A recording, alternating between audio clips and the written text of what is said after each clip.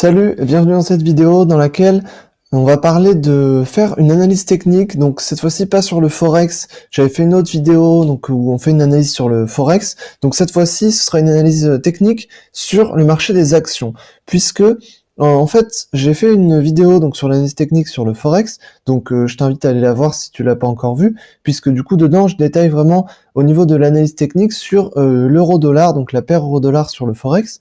Et je me suis dit que ce serait aussi intéressant, en complément bien sûr, de faire une vidéo dans laquelle on fait une analyse technique sur cette fois-ci le marché des actions, ce qui permettrait de développer la différence entre le marché des actions et le marché du Forex. Donc la différence qu'on a au niveau de l'analyse technique, puisque c'est quelque chose, quand j'ai débuté, j'ai fait de l'analyse technique donc sur les actions et sur le Forex et aussi sur les matières premières, enfin sur plein d'actifs. Et c'est vrai que je trouvais qu'il y avait quelques différences et j'avais jamais vraiment entendu parler de ces différences.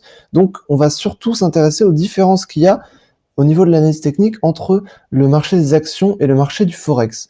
Donc pour ça, je me suis mis sur le graphique de LVMH. Donc LVMH, pourquoi? Parce que c'est la plus grosse capitalisation au moment où je fais cette vidéo sur le CAC 40. Donc le CAC 40, c'est l'indice boursier français. Voilà. Donc faut savoir que LVMH, c'est la plus grosse capitalisation actuellement. Mais voilà, en général, c'est ou LVMH ou Total. Voilà, ça dépend des moments. Donc là, j'ai pris LVMH. Et déjà, rien qu'au niveau du graphique, on voit de suite que c'est un peu différent. Donc là, je suis en hebdomadaire. Oui, c'est ça. Donc je suis en hebdomadaire. Et on voit déjà que c'est un peu différent d'un graphique du Forex, puisque sur les marchés actions, on a un biais haussier, donc sur le très long terme. Donc déjà, ça va jouer sur notre analyse technique. Donc ensuite, bon, je suppose déjà que tu sais ce que c'est que le marché des actions. Voilà, en gros, le marché des actions, c'est le marché des morceaux d'entreprise. Donc une action, c'est un morceau d'entreprise. Quand on possède une action, on possède un bout d'une entreprise. Donc on est propriétaire donc de cette action. On dit qu'on est actionnaire, ce qui nous permet de toucher des dividendes. Et le cours d'une action varie donc au cours du temps, ce qui nous permet de profiter donc des variations du cours d'une action. Donc, ou alors on achète des actions simplement pour profiter des dividendes, ou alors on achète des actions pour profiter de la différence des cours de l'action. Donc voilà, là on va plus parler donc pour profiter de la différence des cours donc de l'action, mais principalement à partir de l'analyse technique. Principalement à partir de l'analyse technique. Donc l'analyse technique, si tu sais pas ce que c'est une science, ouais, on peut dire que c'est une science en fait. C'est une science, une technique d'analyse plutôt, qui permet d'analyser les marchés uniquement à partir des graphiques boursiers. Donc là, on s'intéresse pas du tout au niveau fondamental de l'entreprise, si elle est en bonne santé économique, si elle va bien, si elle a des bons chiffres, si est-ce que ses perspectives long terme vont bien. Non, là on s'intéresse uniquement au graphique de prix, donc le graphique qu'on a juste là, donc là ce sera le graphique d'LVMH, en chandelier japonais, donc voilà, j'ai fait une vidéo sur les chandeliers japonais, je vais pas tout répéter.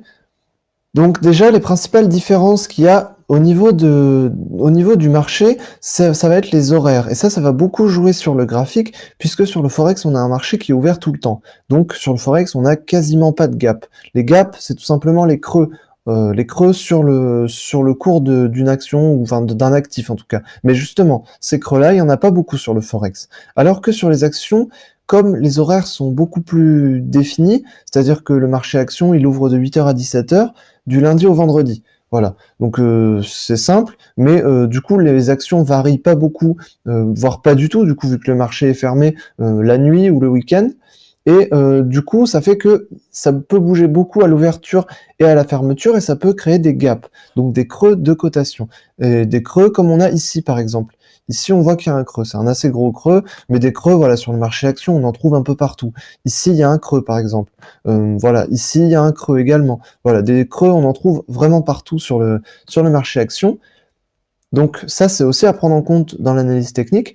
Et personnellement, je trouve qu'une des grosses différences que j'ai eues quand j'ai fait de l'analyse technique sur les actions et sur le Forex, c'est que je trouve que l'analyse technique sur les actions est beaucoup plus précise. Mais en fait, en réalité, c'est pas vraiment que l'analyse technique sur les actions est plus précise, c'est surtout que l'analyse technique sur le Forex est un peu sale et un peu approximative, puisque sur le Forex, on a beaucoup d'autres acteurs qui entrent en compte, autres que des investisseurs et des traders. Et les marchés, donc c'est des marchés internationaux qui bougent beaucoup, et donc on a des cours qui respectent pas forcément énormément nos lignes de tendance ou nos supports et résistances. C'est pour ça que quand on fait une analyse technique sur le Forex, il faut être souple avec les niveaux qu'on a définis, beaucoup plus que sur les actions, puisque sur les actions, on peut limite définir des supports au point près parfois, et ça se respecte, voilà, ça a beaucoup de chances de se respecter au point près, nos supports. Alors que sur le Forex, c'est pas du tout le cas, et il vaut mieux pas respecter ces supports, voilà, il faut être souple avec ces tracés sur le Forex. Voilà, donc au niveau de la précision, je trouve que les actions sont plus précises.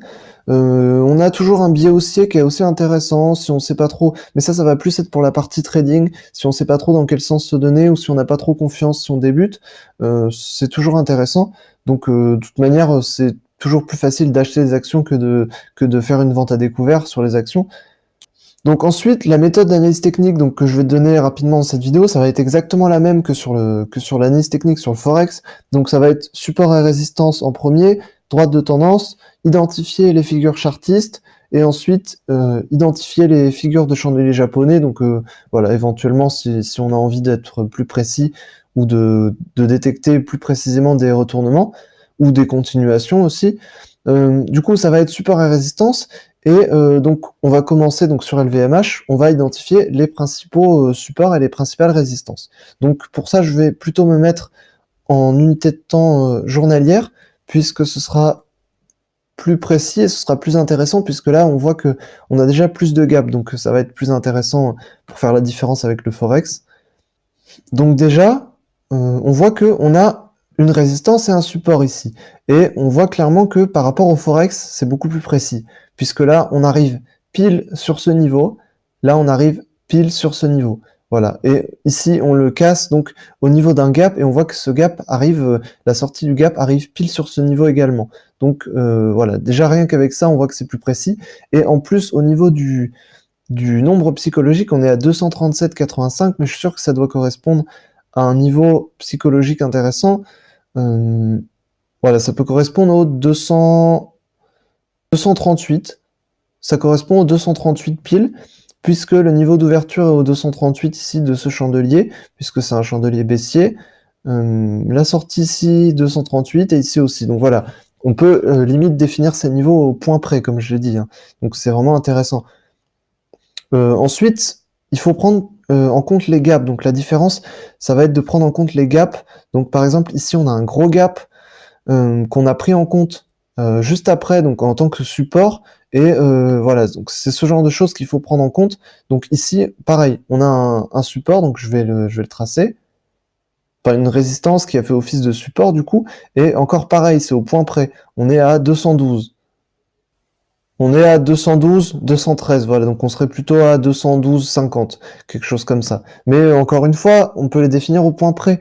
On n'a pas des bougies haussières ou des mouvements, des faux mouvements qu'on ne doit pas prendre en compte parce que c'est le Forex et qu'il faut être souple avec ses droites. Non, là on peut y aller, voilà, on peut y aller franchement et ça c'est intéressant. Pareil au niveau des droites de tendance. Donc là j'ai identifié d'abord des supports et résistances. Ensuite, on va identifier des droites de tendance, donc je préfère identifier des droites de tendance plutôt par là, puisqu'ici on a une bonne tendance, donc ça va être intéressant pour voir justement la différence, pour voir des belles tendances, surtout si tu préfères trader des belles tendances, je te conseille vraiment d'aller sur le marché action, puisque sur le marché action, bah, comme on a toujours un biais haussier, les tendances peuvent durer assez longtemps, surtout à la hausse, à la baisse rarement par contre. Hein. Mais à la hausse, ça peut durer vraiment assez longtemps. Donc du coup, si tu aimes bien les grosses tendances, je te conseille d'aller sur le marché action. Bah, après, tu peux faire du forex et des actions, hein, c'est pas un problème. Donc là, on a une droite, donc en fait, le point duquel je suis parti est mauvais, donc je vais refaire cette droite. Donc en fait, ici, en vérité, on aurait plutôt une droite qui se dessine de cette manière-là, et ensuite, on dessinerait donc une autre droite de cette manière-là. Moi, c'est de cette manière-là que je ferai... Ah, mince. C'est cette manière-là que je ferai donc l'analyse technique. Ensuite, ici, donc du coup, vu qu'on a un décalage au niveau des droites, moi je mettrais un support, puisqu'ici, on a sans doute une phase de doute au niveau du prix, puisqu'on est monté assez haut, on a une bonne tendance, et du coup, on a peut-être hésité. Voilà, là, c'est parce que je suis en journalier, mais je pense que si on est sur des unités de temps plus élevées, donc si on se met en hebdomadaire, à mon avis, on peut tracer ça d'une seule droite. et même en fait, je pourrais le faire. C'est juste que voilà, j'ai envie d'être plus précis et pour te montrer aussi la précision des droites de tendance qu'on peut avoir, puisqu'ici, là, chaque droite, les points correspondent parfaitement. Voilà, à part peut-être ici, mais voilà, c'est une question de tracé, après on peut l'ajuster, mais vraiment. Puis après, c'est pas toujours au point près, à la décimale près exactement. Enfin, c'est précis, c'est plus précis que le forex bien sûr, mais c'est pas toujours au point près exactement. Faut pas être non plus trop tatillon. Mais voilà, c'est pour te montrer un peu la propreté des tendances qu'on peut avoir, puisque ici on voit que c'est relativement propre hein, sur chaque droite. On trouve pas trop ça sur le forex. Après voilà, je critique pas le forex, c'est un super marché, c'est super accessible, mais c'est vrai que je trouve que les analyses techniques sont plus compliquées. C'est vrai que j'avais déjà discuté avec des traders qui avaient beaucoup d'expérience justement, notamment un trader qui avait travaillé en banque pendant pas mal d'années et qui me disait que justement le forex c'était un marché qui était plus compliqué pour lui puisqu'il avait quand même plus de mal, même de par toute son expérience, il avait quand même plus de mal à détecter des mouvements, que ce soit à court terme ou à long terme, puisqu'il m'a dit en gros c'était un marché plus difficile à trader, qui demande plus d'expérience et que même avec de l'expérience, on a toujours du mal sur le forex, alors que sur les actions, on va être beaucoup plus à l'aise avec de l'expérience. Voilà.